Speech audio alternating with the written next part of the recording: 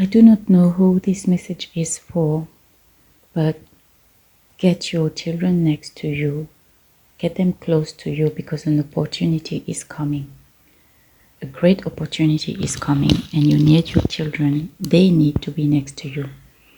I saw in a dream a person was in a situation where there was war. At first it was not war, but it turned into it little by little, and the person understood that. She called her children, and in the room they were in, they were safe. Even though the soldiers came to that room, they did not do any harm to them. But she saw she could see other rooms opposite her, for example, where they were, I don't want to say the word, but they were ending other people. So she realized that the situation was very serious. And then what I have to say is that you think that these people are coming for you. I don't know what situation you are in, but you think the situation is bad for you. But this is a Psalm 91 situation. This is a Psalm 91 situation. People are going to fall around you, but it will not come near you. No harm will come near your house, near your family. You need to get your children close to you, because no harm will come near your house, no harm will come near you. You will see people falling. I don't know what it is going to be about, but you won't be harmed, and your children won't be harmed as long as they are near you. So, and it's even better than that, because the same people you saw doing certain things, ending other people, came now to your room, and you thought they were coming to do the same to you. You were even getting ready to get it, but they came and they bowed to you. They bowed to you and they asked for a favor. So there is a situation you are afraid of. You are so scared and you think that that's the end. You really think it's the end, but it's the beginning of a great opportunity. People you fear, people you see who have done something to other people, but you are not. You are protected. As I said in another video, you are protected. Nobody can touch you because you are so close to God. He is a shield of love around you and around those who are close to you. So the same people who were harming other people are coming to you, but to bless you. They're going to bow to you and ask you for favor. They're even going to give you money. They're going to pay you for that. They're going to pay you very well. So make sure when the opportunity comes, make sure to negotiate your price, the real price you want. Don't make it small, because whatever you ask, you're going to have it, because they need you. They need your help. They need that favor from you. They're going to bow to you to get that favor. So don't be scared. Don't think that it's the end. I remember a time of my life when I really thought, it happens. I thought that the situation would really I couldn't make it. I really didn't see how to make it. I didn't see any way I could make it. And one of my children was young at the time, and he was always after me. Mom, can you read me that book? Can you read that book to me? Can you read that book to me? And the book was a book of Jules Verne. I don't know the name. I'm looking for the title in English. It's the book in which he goes around the world in 80 days. In French, it is Le Tour du Monde en 80 jours. So it goes around the world in 80 days. And the child was every day asking me to read the book to him. Mind you, the child knows how to read. He knows how to read in French, in English, he knows, but he's after me, asking me to read the book. But I love doing that. Since the children were small, I would read them books. So I would take the time, we would sit down somewhere outside or in the house, and I would take the time to read the book to him. And while I was reading the book, I had already read it, but I have forgotten. about the message of that book. There was a message for me in that book. And then while I was reading the book to the child, I got into the book myself. And you know what? When I got into the book and I couldn't stop reading it, and by the way, I finished it very quickly. The child stopped asking me. He was not like every day running after me, Mom, read the book to me. So I understood that God was using him to tell me, read that book. And I finished the book on my own. I even asked the child, do you want me to read it to you? He said, no, I'm okay. I can finish it on my own. So I understood that it was really for me. At the end of that book, there is that message is where the protagonist thinks that it's the end, that he has lost his fortune, he has lost all his money. He made a bet at the beginning of the book. He was so sure of himself, and at the end, he's about to lose everything. But something happens. Something happens that where he thought that he was behind, he was even ahead. He was even ahead of the bet, and he got all his money back, and he even got a wife on top of all the other blessing that he got. So maybe some of you are in that opportunity. Maybe some of you are going to even get a great life partner. This book is full of adventures, full of great lessons, but the one lesson we have to draw from it is that it is never too late. And sometimes you think that you are behind, but in reality you are even ahead. What made him lose time, what made him almost lost all his fortune, is because he stopped a lot of time to take care of people.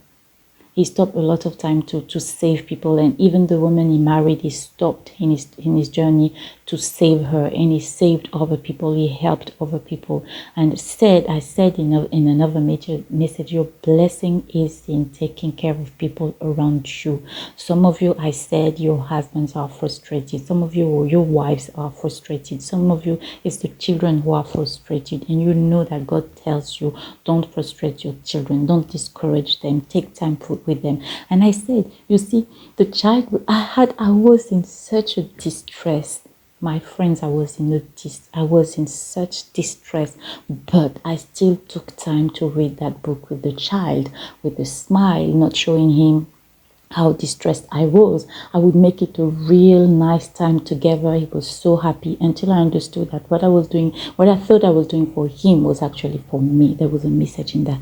And I repeat, this is a life lesson, and I will keep on, as long as I take care of that channel, I will keep on saying it. What you think you're doing for other people, you're doing it for yourself. What you think you're doing to other people, you're doing it to yourself. The blessing you're doing to other people, I don't care if they thank you or not, it will come back to you in another way. Anyway, these are the blessings that make that you are always saved from difficult situation. Always. These are the blessings that makes that your leaves are always green, even in drought. Your leaves are always green, always, and you always make it where other people won't make it. You know what? Because I spoke about a balance in another video. I spoke about balance where other people won't make it because their balance is negative. Why is it negative? Because they don't care about people around them.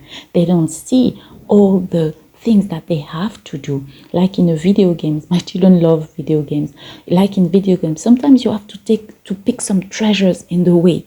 You have to put them in your bags. You have to do that. I like sitting next to them and watching them play video games. And by the way, they also love. They are always asking me, Mom, sit down with us, and we like it when you are there. So that's another little advice that I would give. Sometimes we're not really interested in what they do, but it doesn't cost you anything. Sit down with them, get a little bit interested in what they do. It builds relationship, really, and it builds them great memories of you being with them and all that. Sometimes you will forget, but they will remember. Anyway, Make sure you work on your spiritual balance, not only on your material balance, on your physical bank account. Make sure you work on your spiritual bank account, so that what comes back to you is always good. So on your way, you will see good things to do, sometimes little things, sometimes more big things, but most of the time it's not even a lot. But make sure you see those little treasures on your way, and put them in your bag, and put that on your account. Put that on your account. Put that on your account. I don't know if I should say that here, but a long time ago, several years ago, I had finished doing something for a group of people I was working with and all that, and it has cost me a lot of time, a lot of money, energy. I was so tired, I was exhausted, but at the end of that mission, I received that thought that your account is full. Your account is full. You see, you have an account or several accounts to fill spiritually. So sometimes you see someone in need. I repeat, you are not called to everyone. Even Jesus was not called to everyone. Sometimes you see people in need, and you know in your heart that you have something to do. If you're not sure, ask God. It will give you a sign. It will give you something to know if you have to do something or not. Help those people, especially if it doesn't cost you anything, especially if it doesn't put you in danger, it doesn't put your children in danger. You don't necessarily need to get very close to people to help them. There are so many things you can do, but please work on your spiritual balance, because when trouble comes, this is what saves you. So I'll come back to that dream. You think that these people who are trying to reach out to you, you think that they're coming to harm you. No, they're coming to bow to you. They're coming to ask you for a favor, and they are going to pay big for that favor. You're going to help them, and what they're going to ask you to do is something you do like every day. It's something you are so used to do. And by the way, in the dream, I saw that the person didn't want to do that anymore. So there is an activity that because of frustration, you don't want to do anymore. You don't want to even said it that you don't want to do it anymore. But this is the opportunity. This activity. Continue doing it. Continue practicing it. Continue making it better.